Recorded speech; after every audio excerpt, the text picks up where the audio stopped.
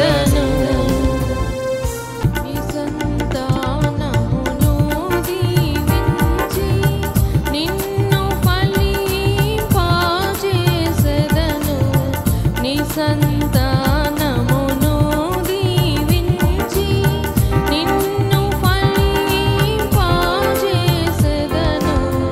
నీలో నుండి జనములు వచ్చును నీలో నుండి జనములు వచ్చును నీతో నిబంధన స్థిరపరతును నీతో నిబంధన స్థిరపరతును నిశ్చయముగా నిన్ను దీవించెదను